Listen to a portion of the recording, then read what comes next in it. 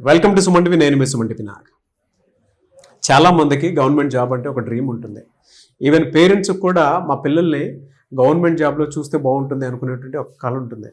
ఆ కళ నిజం చేసుకున్నటువంటి ఫ్యామిలీయే ఈరోజు మనతో పాటు ఉన్నారు. రాజు గారు, రాబెల్ గారు అండ్ సంధ్య అనే అమ్మాయి.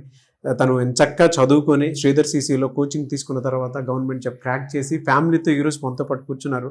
వాళ్ళ సక్సెస్ స్టోరీ ఏంటి, వాళ్ళు ఎలా ఫీల్ అవుతున్నారు అనేది ఈరోజు సుమన్ టీవీలో ప్రత్యేకించి మీకోసం అని చెప్పేసి సక్సెస్ స్టోరీ మీ ముందు ఉంచడం జరుగుతుంది. అండ్ ప్రతి ఒక్కరూ కూడా ఎవరైనా సరే సిఎస్ఎఫ్ లాంటి వాటిలో కానీ బిఎస్ఎఫ్ లాంటి వాటిలో కానీ జాబ్ క్రాక్ చేయటం అంటే కొంచెం గుండె ధైర్యం కావాలంటే పంపిస్తున్నారు అని అంటే, ఎస్పెషల్లీ విమెన్కి. సో అవన్నీ తెలిసి కూడా బాగుంటుంది కెరీర్ అనుకునేటువంటి ఉద్దేశంతో ప్యాషన్ తోటి ఇక్కడ దాకా రావడం జరిగింది. అండ్ వారి ఆనంద బాష్పాలని వారి మాటలో తెలుసుకుందాం. నమస్తే సార్, రాజు గారు. నమస్తే అమ్మా. నమస్తే అమ్మా. Firstly congratulations. సో ఎలా అంటే ఇటువైపు ఏ విధంగా రావాలనిపించింది మీకు? ఎన్ని డేస్ పట్టింది ప్రిపేర్ అవ్వడానికి? నేను లాస్ట్ టైం స్టేట్ కానిస్టేబుల్ కి రాశాను సార్. అది 2 మార్క్స్ లో మిస్ అయింది. అప్పుడే బ్యాక్ స్టెప్ తీసుకోవాలనుకున్నాను, కానీ మా పేరెంట్స్ వల్ల ఇక్కడనే ఆగిపోవద్దు, ఒక్క ఛాన్స్ తోనే అయిపోలేదు లైఫ్, ఇంకా చాలా ఉంది లైఫ్ చూడాలి అనేసి నెక్స్ట్ జీడీకి అప్లై చేశాను. దీంట్లో లాస్ట్ ఇయర్ ఎస్ఎస్బి సాధించాను, కానీ సిచ్యువేషన్స్ బాగాలేక వెళ్ళలేకపోయాను. ఈ ఇయర్ మళ్ళీ ఇంకో స్టెప్ తీసుకొని సిఐఎస్ఎఫ్ సాధించాను. ఇప్పుడు వెళ్ళాలని ఫిక్స్ అయినా సార్. ఏం చదువుకున్నారు మీరు? డిగ్రీ కంప్లీట్ చేసిన సార్. డిగ్రీ కంప్లీట్ చేశారు. సో 3 years చదివించడానికి రెక్కలు ముక్కలు చేసుకొని చదివించుంటారు. వ్యవసాయం పని చేస్తారు. ఓకే. ఎలా అండి అంటే పిల్లల్ని ఏ విధంగా పెంచారు? అంటే ఇటువైపు ఎందుకు పంపించాలనుకో? ఏదైనా గవర్నమెంట్ జాబ్ ఉంటే ఓకే అనుకున్నారా, లేదంటే ఇంట్లో ఒక పోలీస్ ఉంటే బాగుంటుంది అనుకున్నారా? లేదు, ఇంట్లో ఒక పోలీస్ ఉండాలనేది మా ఆవిడ కోరిక సార్. ఓకే. సో అందుకే మీరు ఆ విధంగా ట్రైన్ చేశారు. ఓకే. మీకు ఎలా అనిపిస్తుందమ్మా? ఇటువైపు ఎందుకు పంపించాలనిపించింది మీకు? సార్ నాకు 3 బిడ్డలే సార్. 3 ఆడపిల్లలే? 3 ఆడపిల్లలే. నాకు కొడుకు లేరు. నాకు ఎవరన్నా ఒకరు మగపిల్ల ధైర్యం చేయాలని అనుకున్నాను సార్. నాకు కొడుకు లెక్క నువ్వు తిరిగి రావాలి బిడ్డ, అందరు కొడుకులు ఉన్నోళ్ళు ఫీల్ అవుతుర్రు అని పెద్ద బిడ్డనే చదివియలే. మా మామయ్య ఉండి పెళ్లి చేయాలి నా ముందలని చేసిండు. రెండో ఉద్యోగం అన్నా చేయాలి, వాళ్ళిద్దరన్నా మంచిగా ఉండాలని చదివించిన సార్. ఇక్కడ పంపించిన.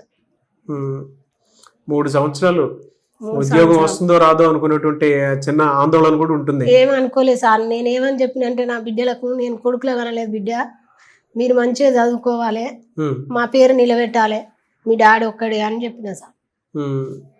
మీరు కూడా పొలం పని చేస్తుంటారా? అవును సార్. ఓకే. కూలీ ఎంత ఇస్తారండి రోజు మొత్తం పని చేస్తే? 300 ఇస్తారు సార్. 300 ఇస్తారు. ఓకే. ఇప్పుడు ఎలా అనిపిస్తుంది? పాపకి జాబ్ వచ్చింది కదా, హ్యాపీయా మీరు?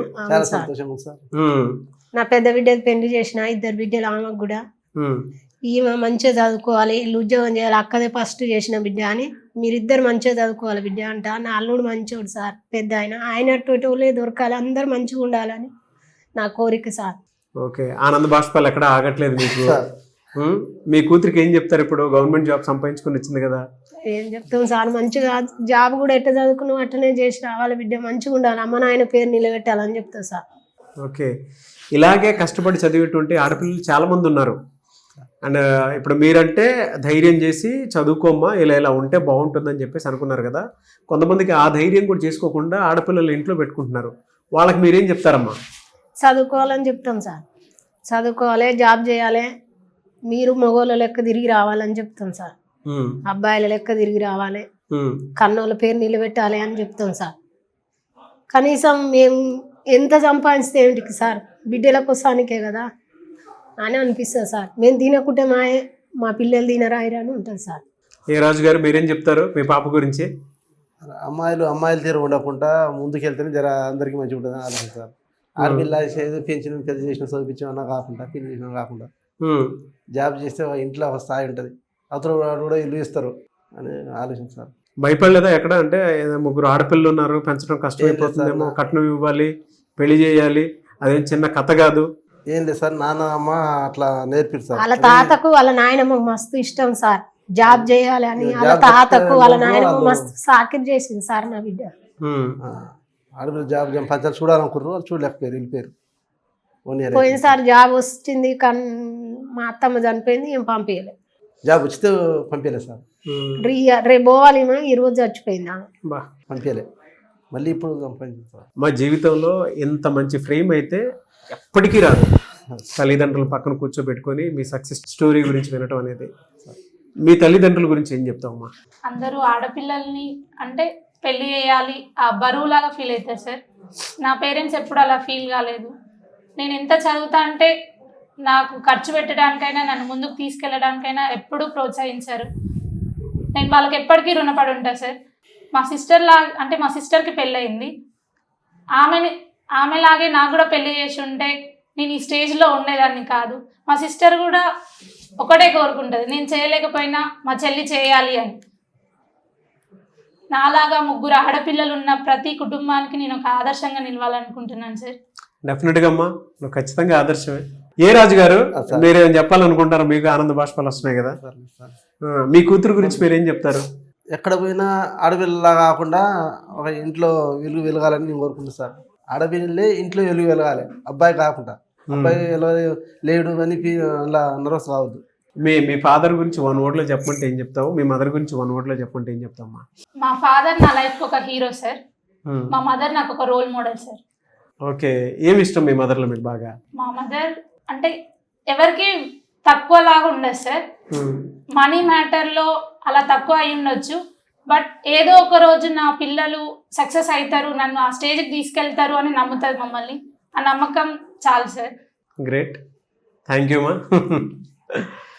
Okay, before Sridhar CC, after Sridhar CC మీ జీవితంలో జరిగిన చేంజ్ ఏంటి? నేను 3 years ఈ కాంపిటేటివ్ ఫీల్డ్లో ఉన్నా సార్. ఫస్ట్ 1 year నేను అంటే బయట చదువుకున్నా, ఓన్ ప్రిపరేషన్. అందరికీ చదవడం తెలుస్తుంది, బట్ ఎలా ప్రాపర్ ప్లానింగ్తో చదవడం తెలీదు. శ్రీధర్ సిసి నాకు ఆ ప్రాపర్ ప్లానింగ్ నేర్పించింది సార్. ఎలా డిసిప్లైన్డ్గా ఒక టైం టేబుల్ వేసుకొని ఎలా చదవాలి అని నేర్పించింది సార్. సీక్రెట్కి సక్సెస్ శ్రీధర్ సిసి అని చెప్తా సార్. గుడ్. సో కొత్తగా వచ్చేటువంటి వాళ్ళు ఇక్కడే జాయిన్ అవ్వమని చెప్తారా? డెఫినెట్గా సార్. ఓకే, మీరేం చెప్తారు రాజు గారు? ఇక్కడ జాయిన్ అవ్వమని చెప్తారా? మీ బిడ్డ ఇక్కడే చదువుకున్నారు కదా. అవును సార్, ఇలాంటి సంస్థలు ఉండడం వల్లే సార్ ఇట్లా అమ్మాయిలు ఇట్లా ముందుకెళ్ళేది. సంస్థలు ఉండాలి, వాళ్ళు ఇంకా సహకరించాలి, ఇలాంటి వాళ్ళు వచ్చి ఇంకా ఎదగాలి, ఉద్యోగాలు సంపాదించాలి సార్. మీరేం చెప్తారమ్మా ఈ సంస్థ గురించి? మేము కూడా అట్లనే చెప్తాం సార్. నా చిన్న బిడ్డను కూడా ఇక్కడ పంపించాలనుకుంటున్నా sir. Anyway sir, thank you అమ్మా, అండ్ కంగ్రాచులేషన్స్ అందరికి. మీ ఫ్యామిలీ మొత్తాన్ని కలిసినందుకు నాకు కూడా చాలా ఆనందంగా ఉంది, నాకు చాలా ఇన్స్పైరింగ్ గా ఉంది. ఎందుకంటే తల్లిదండ్రులు పిల్లలు పక్కన మధ్యలో కూర్చోబెట్టుకొని వాళ్ళ గురించి మీరు మాట్లాడుతూ, మీరు పడినటువంటి కష్టం గురించి చెప్తూ, అండ్ ప్రతి ఆడపిల్లలకి మీరు ఒక ఆదర్శంగా ఈ మాటలు చెప్పడం, గవర్నమెంట్ జాబ్ సంపాదించుకోవడం, అందులో CASF లో జాబ్ క్రాక్ చేయడం నాకు ఆనందంగా ఉంది. థ్యాంక్ యూ సో మచ్ మిమ్మల్ని ఇంట్రడ్యూస్ చేశాను. Thank you so much.